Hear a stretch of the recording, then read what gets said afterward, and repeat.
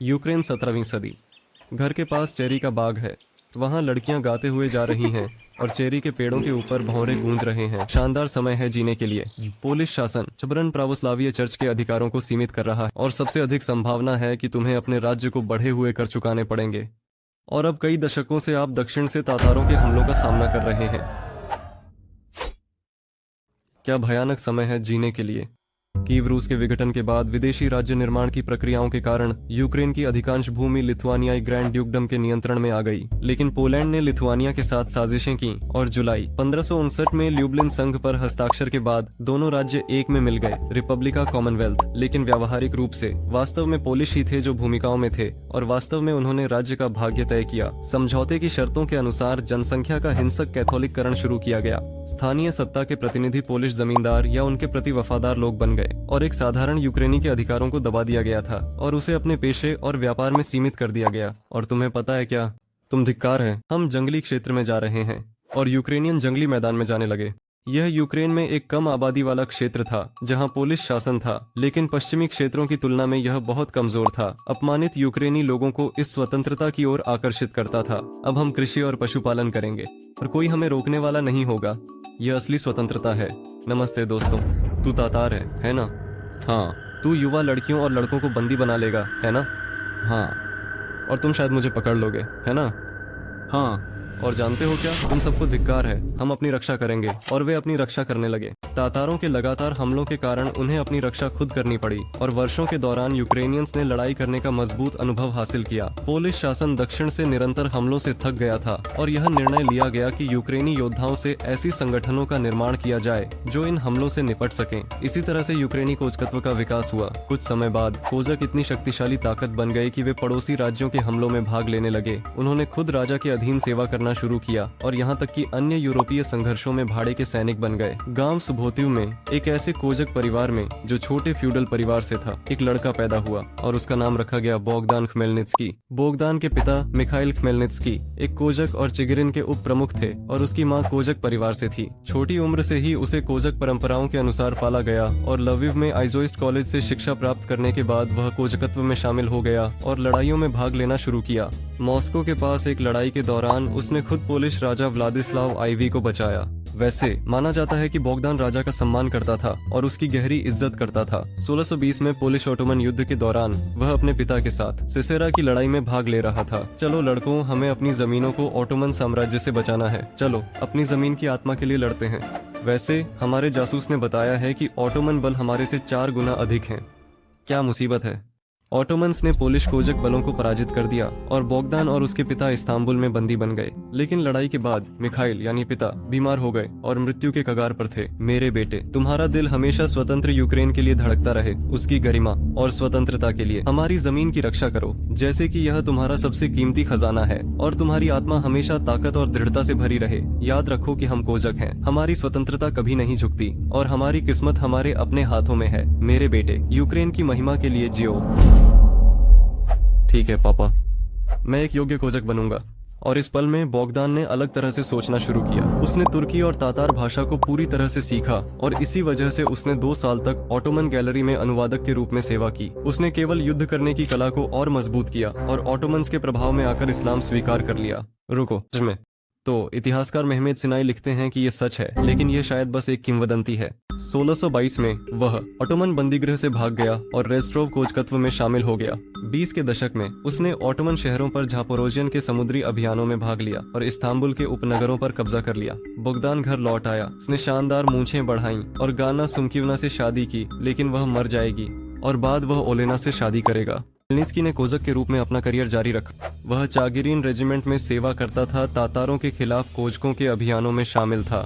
Polish सत्ता कोजकों के बड़े विद्रोहों के दौरान 30 और 28 साल उसने विद्रोहियों की तरफ से लड़ाई की और कोजकों में जनरल सचिव था, लेकिन हार उसे सॉटनिक के रैंक में पदोन्नत किया गया। इस प्रकार बोगदान खमेलनित्स्की एक सम्मानित कोजक बन गया और उच्च कोजक अधिकारियों गिना जाने लगा। इस तरह या वैसे कोजक विद्रोहों के बाद पोलिश सत्ता ने कोजक समुदाय के किसी भी प्रदर्शन को कठोरता से दबा दिया और 1638 के आदेश के अनुसार सभी पूर्व रेस्ट्रोव कोजक 6000 रेस्ट्रो के अलावा दासों में बदल गए। झापोरोजियों की स्वायत्तता समाप्त कर दी गई और वे पूरी तरह से पोलिश क्राउन के अधीन हो गए। और साधारण कोचकों को हर तरह के काम करने और भारी कर चुकाने के लिए मजबूर किया जाता था। इस तरह की नीति ने कोचकों को शांत करने में मदद की और अगले 10 साल पोलैंड के इतिहास में स्वर्णिम शांति के रूप में दर्ज होंगे। इस बीच बोगदान खमेलनिच्की ने अपने अगले साल अपने गृह गांव सुबोतिव में अपने खेतों को समर्पित किया। उसकी राजनीति के दृष्टिकोण के कारण उसे पोलिश श्लेक्टा के बीच कई दुश्मनों का सामना करना पड़ा। उनमें से एक चिगरिन के उप प्रमुख दानिलो चैप्लिंस्की थे। बोगदान, खाना तैयार है, क्या तुम खाओगे? मैं अपने कोसैक व्यवसाय के बारे में आ रहा हूँ, सेवा बुला रही है, अलविदा। मेरी तरफ देखो, मैं बोगदान खमेलनित्स्की हूँ, सबसे बेहतरीन कोजाक। उफ, मुझे तो घिन आ गई। आप कौन हैं? मैं दानिलो चैप्लिंस्की हूँ और पोलिश के अंत के अवसर पर यहाँ सब कुछ ले जा रहा हूँ। क्या ये बोगदान का सुअर है? हाँ, मैं उन्हें ले जा रहा हूँ। क्या ये उसकी पोशाक है? हाँ, मैं इसे ले जा रहा हूँ। क्या तुम उसकी पत्नी हो? हाँ, मैं तुम्हें ले जा रहा हूँ। क्या बेटा है? क्या आप मुझे ले जाएंगे? हम नहीं, हम तुम्हें पीट देंगे। बेटे की चोटें इतनी गंभीर थीं कि वह मर गया। खमेलनित्स्की से उनकी हवेली, बेटे और पत्नी को ले लिया गया। वह हिंसा नहीं चाहते थे। लक्ष्य न्यायिक प्रणाली से अपनी संपत्ति वापस पाना था। बोगदान के पास 46 साल से सुबोटिव का विशेषाधिकार था, इसलिए उसने सोचा कि वह मामला जीत जाएगा। लेकिन इसके बावजूद किसी को परवाह नहीं थी और वह कुछ भी साबित नहीं कर सका। बात यह है कि ऐसे मामले उन दिनों में सामान्य थे। कोजाक सीधे तौर पर श्लेक्टा से पीड़ित थे और खमेलनित्स्की एकमात्र शिकार नहीं है। पोलिश सरकार की ओर से राष्ट्रीय दमन की ताकत बढ़ी। प्रावोस्लाविक चर्च की मान्यता, जनसंख्या का कैथोलिककरण सक्रिय रूप से किया जा रहा था। शिक्षा और यूक्रेनी भाषा के उपयोग पर प्रतिबंध लगाए गए। सामान्य किसान बंधुआ मजदूरी के दिनों में वृद्ध से पीड़ित थे और कोजाक पूरी तरह से उनके दर्जे के समाप्ति के कगार पर थे। खमेलनित्स्की को व्यक्तिगत रूप से राजा से मिलने और अपनी समस्या के बारे में बताने के लिए मजबूर होना पड़ा। व्लाद, सुनो, मैं तुझसे प्यार करता हूँ, तेरा सम्मान करता हूँ। समान विचारधाराएं हैं, लेकिन देश में अराजकता है। यूक्रेनियों को गंभीरता से नहीं लिया जाता। कृपया रईसों के बारे में कुछ करें। हाँ, ताकि उन्हें उठाए और धक्का दे। बोगदान, मैं भी उनसे नफरत करता हूँ, लेकिन वे देश में इतने शक्तिशाली हैं कि मैं कुछ भी नहीं कर सकता। हालांकि आप लोग वहाँ योद्धा हैं और आपके पास मस्केट और तलवारें हैं। जाओ, अपनी समस्याओं का समाधान खुद करो। इसका मतलब केवल एक ही था, खमेलनित्स्की को पोलिश अभिजात वर्ग के खिलाफ लड़ना था। सच है, शायद किसी ने नहीं सोचा था कि बोगदान इतना बड़ा बन जाएगा। 1647 के दिसंबर के अंत में बोगदान खमेलनित्स्की अपने बेटे तिमिश के साथ और 400 कोजाकों की टुकड़ी के साथ जापोरिज्जिया की ओर बढ़ा। 24 जनवरी को उसने सभी नावें और राशन पर कब्जा कर लिया और 25 को उसने सिच में किले पर कब्जा कर लिया। कई कोजाक जो ताज के अधीन सेवा में थे, बोगदान के पक्ष में चले गए। हाँ, कोसैक को ही लीजिए। आज हम इतिहास के एक मोड़ पर खड़े हैं। हमारे पास अपनी यूक्रेन की किस्मत बदलने का मौका है, इसे बड़ा, मजबूत और स्वतंत्र बनाने। मुझे गेटमैन स्वीकार करो और हम यूक्रेन की स्वतंत्रता की गरिमा पर रहेंगे। हमारे तलवारें हमेशा हमारे प्रियजनों और हमारी स्वतंत्रता की रक्षा करें। मैं आपसे इस रास्ते पर मेरा समर्थन करने की अपील करता हूँ। स्वतंत्रता, गरिमा और महिमा के मार्ग पर हम अपनी मातृभूमि की सच्चे पुत्रों की तरह कंधे से कंधा मिलाकर खड़े होंगे और हम मिलकर अपने साझा दुश्मन को हराएंगे। बोगदान खमेलनित्स्की को संयुक्त कोजाक बलों का गेटमैन चुना गया। हथियार उठाने की तैयारी में उसने यूक्रेनी लोगों के नाम पत्र भेजे और सेना में शामिल होने को कहा। उसने बारूद स्थापित किया और हथियारों और गोला बारूद की खरीद की। खमेलनित्स्की युद्ध में अच्छी तरह से जानकार था और वह समझता था कि कोजाकों के पास एक बड़ी समस्या है। ये अनुपस्थित नोट्स हैं। सिर्फ एक मजबूत योद्धा ही नहीं, बल्कि एक कुशल रणनीतिकार। उसने क्रीमियन खान से बहचिसराय में जुड़कर भविष्य की लड़ाई के लिए समर्थन मांगा। सलाम अलैकुम, मैं क्रीमियन खान इस्लाम गिरे आई हूँ। मेरे भाई यूक्रेनियों को काट रहे थे। मेरे पिता ने यूक्रेनियों को काटा। मेरे दादाजी ने भी यूक्रेनियन को हैक किया था। कहो, तुम्हारे साथ क्या करने वाला हूँ? वालेकुम सलाम भाई।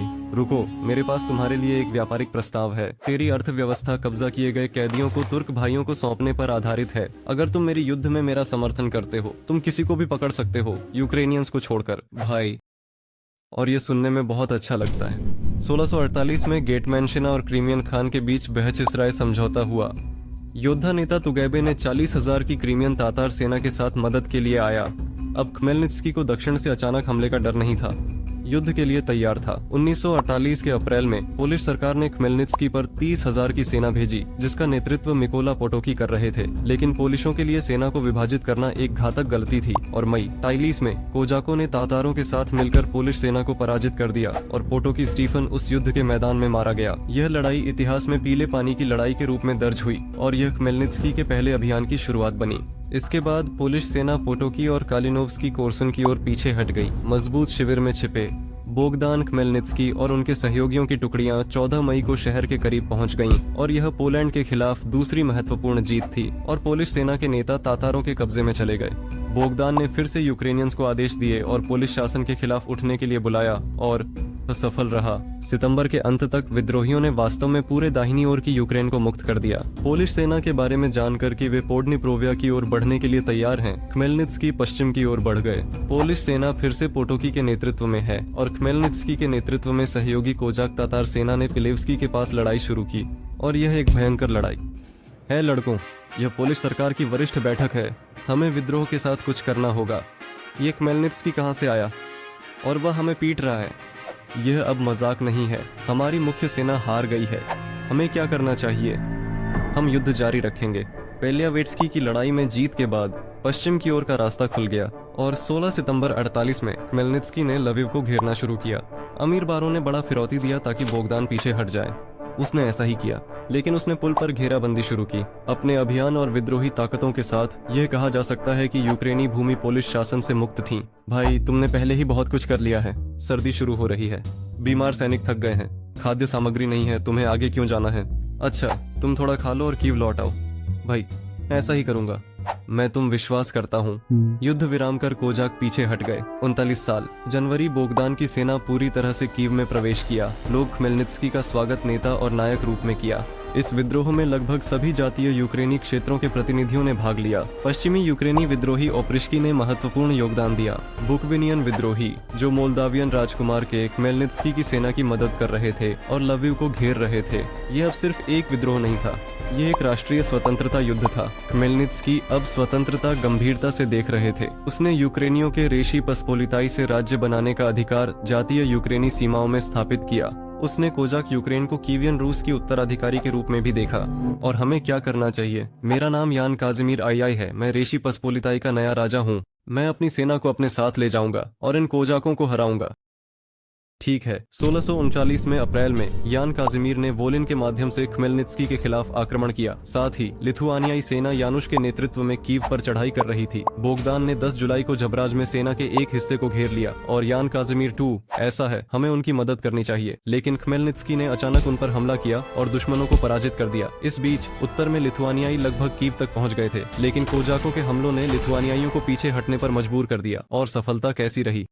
चुप रहो। ठीक है, ऐसा लग रहा था कि खमेलनित्स्की इस युद्ध में जीत रहा है। और 29 के साल की 18 अगस्त को गेटमैनशिना और रेशी पसपोलिताई के बीच जबोरोव्स्की समझौता किया गया। इसके माध्यम से गेटमैनशिना की सत्ता कीव, चेरनीहिव और ब्रात्स्लाव वॉयवोडशिप पर फैल गई। चिगिरिन गेटमैन का निवास स्थान। कोजाक रजिस्टर अब 40,000 व्यक्तियों का है। यूक्रेनी भूमि पर सरकारी पदों पर केवल यूक्रेनियों को ही बैठना चाहिए। कीव का मेट्रोपोलिटन को सेम में स्थान मिला और अब इसे जापोरोजियन सेना कहा जाने लगा। खमेलनित्स्की के लिए यह एक बड़ी जीत थी, लेकिन अब कड़े कूटनीतिक खेल शुरू होते हैं। उंगलियों पर ध्यान दें।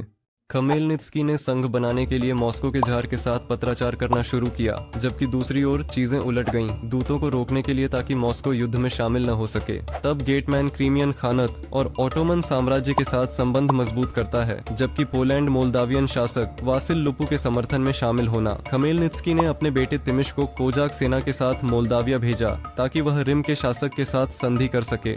संघ का गारंटर तिमिश और वासिल लुपू की बेटी रोजांडा के बीच विवाह होना था, लेकिन जब कोजाक मोल्दाविया में व्यस्त थे, 20 फरवरी को पोलिशों ने ब्रात्स्लाव पर हमला किया। मुख्य लड़ाई 12 स्टेचकों में वोलिनिया के तहत होनी थी।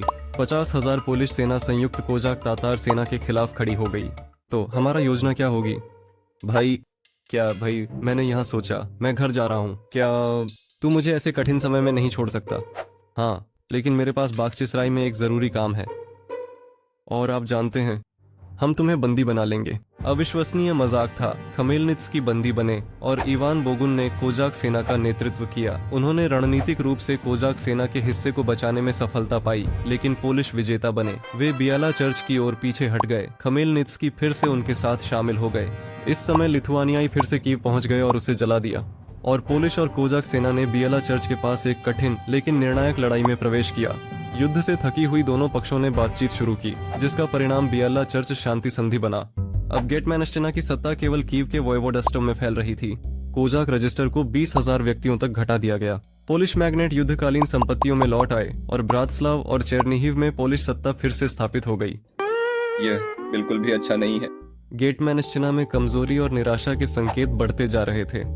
तब खमेलनित्स्की ने बाहरी गठबंधनों पर अधिक भरोसा करना शुरू किया और 52 में तिमिश ने फिर से मोल्दाविया में एक गठबंधन विवाह करने का फैसला किया। वो यह विवाह कोजाक सेना को मजबूत करेगा। हाँ, और क्या? ऐसा नहीं हो सकता। पोलिश ने कोजाक सेना पर 30,000 की टुकड़ी से हमला किया और कौन जानता है अगर खमेलनित्स्की तिमिश की मदद के लिए नहीं पहुंच पाते तो क्या होता। लेकिन यह सच है कि यह एक शानदार कोजाक जीत थी और अगस्त 52 में तिमिश ने रोजंदा से शादी कर ली। अब गेटमैनश्चिना और मोल्दाविया अच्छे दोस्त हैं। इसके अलावा इस जीत के बाद गेटमैनश्चिना ने ब्रातिस्लाव और चेरनीहिव में सत्ता को फिर से स्थापित किया। एक सेकंड, बालाश्का सत्ता ने कट्टर मोल्दावियाई बोयारों का समर्थन किया और उन्होंने वासिल लुपोल को हटा दिया और उसके साथ तिमिश भी मारा गया। तो क्यों सब कुछ ऐसा क्यों हो रहा है? फरवरी 45 से पोलिश टुकड़ियों ने अक्सर यूक्रेनी भूमि पर विनाशकारी छापे मारे और गिरावट में यान काजिमीर 40,000 की सेना के साथ जवानेट्स के पास एक शिविर में आ गया। कोजाक और तातार सेना की मुख्य ताकतें वहां आईं और पोलिश बलों को पराजित कर दिया। सलामु अलैकुम भाई। वालेकुम अस्सलाम भाई। भाई सुनो, हमारी गठबंधन अब और नहीं चल सकता। मैं तुम्हें फेंक रहा हूँ। अब मैं रिपब्लिका के पक्ष में लड़ूंगा। राजा ने मुझसे कई कैदियों का वादा किया। भाई क्या? तूने मुझे एक बार पहले ही छोड़ दिया था और तेरे कारण हम हार गए। तूने मुझे बंदी बना लिया, फिर भी मैं तुझे अपने भाई की तरह सुनता रहा। भाई समझो, बस एक व्यापार है। तू मेरे लिए भाई की तरह था। भाई क्या तुम सच में चॉकलेट खाना चाहते हो? यहाँ से जाओ। अब खमेलनित्स्की के पास कोई सहयोगी नहीं था। मोल्दावियन गठबंधन विफल हो गया। क्रिम खान ने कोजाकों को छोड़ दिया। यूरोपीय कैथोलिक देश कैथोलिक पोलैंड का समर्थन कर रहे हैं जबकि ऑर्थोडॉक्स बाल्कन व्यस्त हैं। और अब खमेलनित्स्की को इस युद्ध में कौन मदद कर सकता है? नमस्ते, मेरा नाम ओलेक्सी मिखाइलोविच है, मॉस्को का सम्राट। अपनी मदद का हाथ बढ़ाता हूँ। मॉस्को साम्राज्य का एक संरक्षक है। मैं निश्चित रूप से वादा करता हूँ कि आपकी संप्रभुता का उल्लंघन नहीं करूंगा, भाषा और राष्ट्रीय राज्य को सीमित नहीं करूंगा, रूसियों के पक्ष में यूक्रेनियन के हितों पर अत्याचार नहीं करूंगा। और खमेलनित्स्की को क्या करना था? यूक्रेनियों की राज्यता दांव पर थी। उसने सुखद भविष्य और सम्राट पर विश्वास किया और 8 जनवरी 1954 को पेरियास्लाव राडा में मॉस्को के संरक्षण में संक्रमण का निर्णय लिया। बाद में समझौतों को मार्च लेखों से मजबूत किया। कोजाकों ने अधिकार और स्वतंत्रताएं रखीं, लेकिन गेटमैन पर सम्राट की सर्वोच्चता स्थापित की। कीव में मॉस्को का गार्निजन तैनात किया गया था। कोजाकों के लिए पोलैंड और ओटोमन्स के साथ कूटनीतिक संबंध रखना मना था और अब कोजाकों को मॉस्को वासियों को कर चुकाना पड़ता था। और 54 की वसंत में कोजाक सेना ने मॉस्को वासियों के साथ मिलकर लड़ाई जारी रखी। उन्होंने काफी सफलताएं हासिल की। मुख्य लड़ाइयां दाहिनी बैंक, पश्चिमी यूक्रेन और बेलारूस में हुईं। पोलैंडियों ने 54 के पतझड़ में ब्रातिस्लावश्चिना में प्रवेश किया और 55 के 20 जनवरी को मान पर कब्जा कर लिया। खमेलनित्स्की और मॉस्को के जनरल शेयरमेत्योव दुश्मन की ओर बढ़े और ओखमतोव के पास एक कठिन लेकिन अभी भी निर्णायक लड़ाई हुई। रुको एक सेकंड। और स्वीडन में उत्तर में हालात कैसे हैं? आपकी महिमा राजा कार्ल एक्स गुस्ताव। शक्तिशाली रिपब्लिक अब बहुत कमजोर है। क्या हम इस मौके का फायदा उठाकर युद्ध की घोषणा करें? तुम्हारे साथ क्या समस्या है? हम एक नागरिक यूरोपीय समाज हैं, बिल्कुल शांत स्वीडन। आधुनिक दुनिया में ऐसी निम्न स्तर की गतिविधियों में संलग्न होना कैसे संभव है? ठीक है, चलो युद्ध की घोषणा करते हैं। 1655 की गर्मियों में स्वीडन ने रिपब्लिक के उत्तरी हिस्सों पर कब्जा कर लिया, लेकिन मॉस्को स्वीडिश शक्ति के विस्तार से चिंतित स्वीडिश राजा के खिलाफ बलों को जुटाने लगा। और रिपब्लिक ऐसी है, हे क्या हम मिलकर स्वीडन के खिलाफ लड़ सकते हैं? हम तो इसने विल्नियस की शांति को जन्म दिया और अब मॉस्को और पोलैंड दोस्त हैं। और तुम्हें पता है क्या, तुम्हें बहुत परेशान किया। मैं स्वीडन और ट्रांसिल्वेनिया के साथ गठबंधन करूंगा और हम मिलकर रिपब्लिक के क्षेत्रों को बांटेंगे। तो ऐसा ही हुआ, लेकिन नए सहयोगियों के इस युद्ध के प्रति बहुत भिन्न लक्ष्य थे और कैथोलिक पोलैंड को हब्सबर्ग साम्राज्य ने और भी अधिक समर्थन दिया।